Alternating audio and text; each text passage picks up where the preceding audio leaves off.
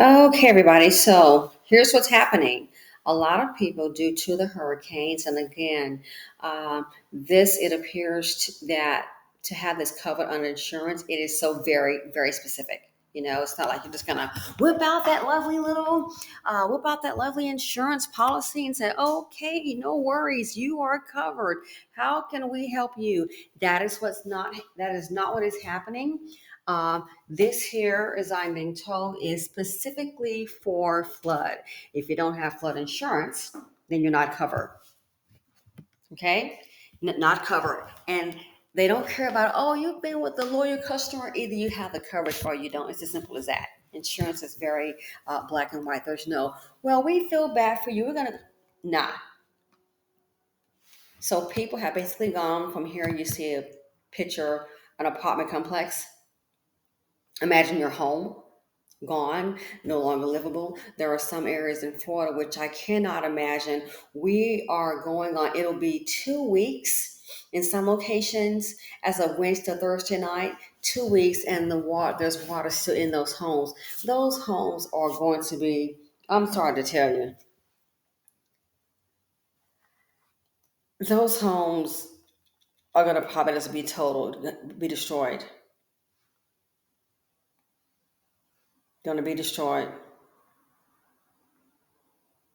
That's the sad reality.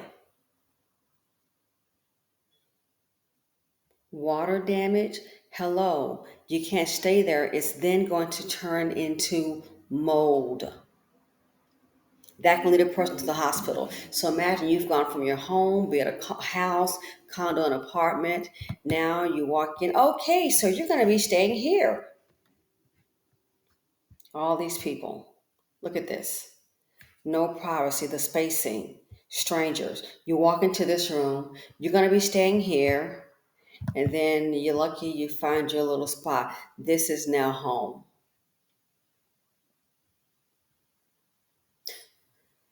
But hey, the mortgage still goes on. The mortgage, it still goes on, and so does the insurance premium. This is now home. And as she said in the report, the lady says, people are now without a home, without a vehicle, without a job. This is absolutely going to add to the pipeline of homelessness in our community. So without a vehicle, because the vehicle's underwater,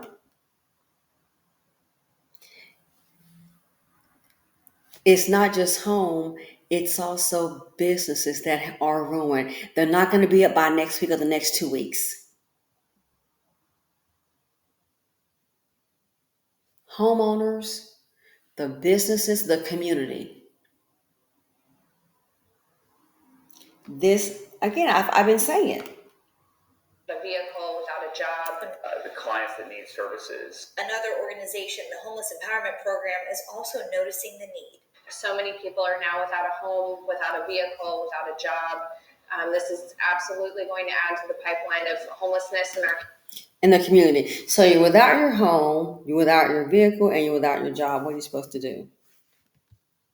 I guess wait here, but hey, you're going to have to wait till after the election, till November, when Congress comes back. So just wait here. I mean, they're so caring. Wait here to after the election. Yeah, got your little spot. Just wait here to after the election. Got a good little 3 weeks, and they'll go ahead and have to vote on it to release the funds. Then the funds have to be, processed, and I'm sure that's going to go really fast without question. They're going to be so caring about the American people. They're going to get that money to you.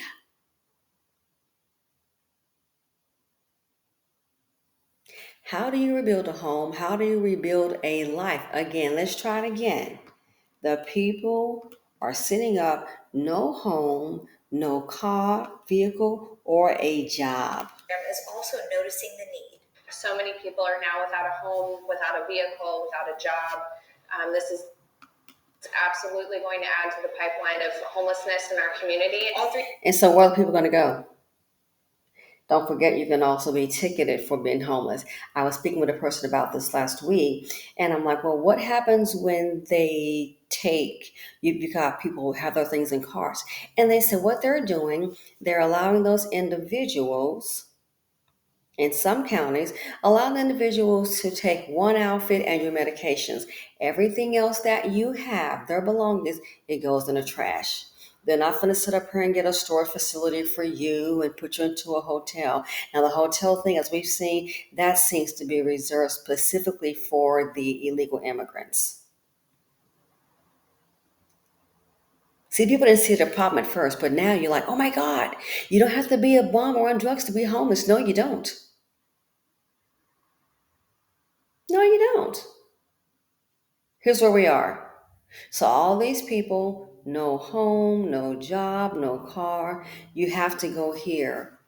If you're caught sleeping in a public area, you can be subject to a ticket or to arrest.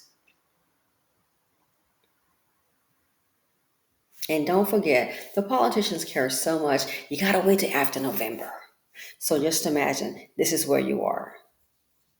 All this BS about, oh, and if you work hard, it's gonna work out for you. Well, the hell, it ain't working.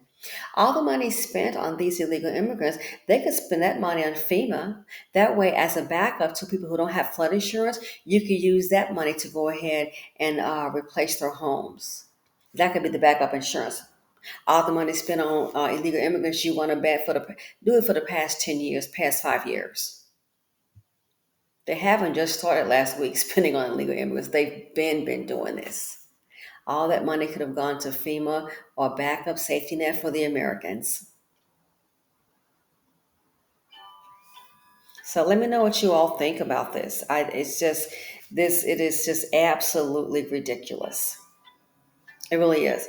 It is absolutely ridiculous. And to think you gotta wait till November. I doubt if these people are gonna have voting as our main concern. Lives just turned upside down. Your main concern is gonna be, how do I keep my family safe? How do I secure shelter? Let me guess, maybe they can go look for a new job. You think? Where? It's not just the homes, but also the businesses in the communities were also subject to the water, to the flooding. So what do you do besides wait? What do you do? And some of these people who are thinking, oh, well, I got my things out. The sad part is they don't have flood insurance and it's considered a flood event. They're going to have somebody to cut that sheetrock out, get that mold out. How do you live like that?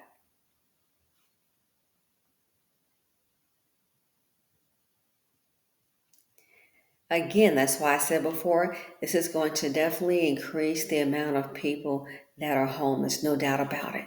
Can go from middle class to homeless just like that. What you have are the clothes on your back, if you're able to pack with anything. Everything else, gone.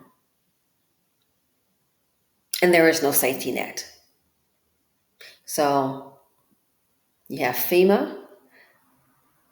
Again, that's a loan. And that can be stressful as well, because think about it. You still owe the original mortgage and now you're getting another loan. People say, oh, you can get up to $100,000. Americans are check the check. What do you think the probability of getting a loan paid back? Somebody's going to go ahead and get those loans to rebuild that wonderful, beautiful house and then get laid off or can't find the job and can't pay it back. And guess what? They're going to lose it. That's the sad reality. That is the sad reality. It's going to happen. Not that I wish this to happen. It's going to happen somewhere. Oh, you're right back on your feet, might lose a job. Some people are still looking for a job. So yeah, go and get that wonderful loan.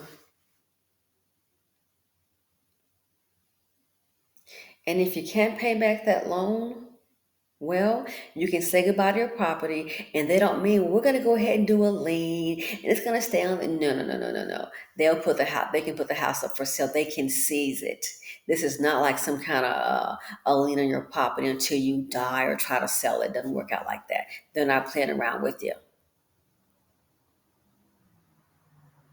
So that's the other nightmare. you are looking at a loan. A lot of people in this economy, they won't be able to pay the loan back. So 2 steps forward, you get to a situation you can't pay the loan back, you lose your job, can't find another job. A lot of people right now have been laid off, still have not found a replacement income. This is where we are. Ergo, what I've been saying is going to lead to a lot more homelessness. And unfortunately, I don't see a light at the end of the tunnel. This economy is bad. It's not like you can flip a switch on or turn a water faucet on and oops, guess what? Now the money's back on. I got my job back, got my life back. It doesn't work like that, people. It just doesn't. So this is what a lot of people, this is crazy. Go from middle class to homeless just like that. Where's your backup? Your backup is a loan, but can you afford to carry the current mortgage and the loan? That's the question. And then if you don't, what other option is there? Who wants to stay here? This is just not an option. So let me know what you all think. Any suggestions? This is just, it's mind boggling. There's no easy fix. But this is where we are. And this is why a lot of people are going to be subject going from middle class to homeless, whatever's left. Everything you work for, gone. So all the money I think that's been spent on illegal immigration to house those people, that money could have been, man, they could have had that money stockpiled for the American people. So when these natural disasters happen that are not covered by insurance, because again, you have to be part of that flood NFIP, the flood zone. The community has to participate in that. So many have, just like Houston. Houston wasn't known to flood. That's why that happened years ago. People didn't have flood insurance. And some still have not recovered. Still haven't. Anyway, let me know what you think. Thanks for watching. Feel free to comment, like, subscribe, and share. Our prayers are with all those that have been affected by this. But this is the reality, to lose everything and now you're here. Build back better. The only build back better I see is a build back for the illegal immigrants. And I'm out.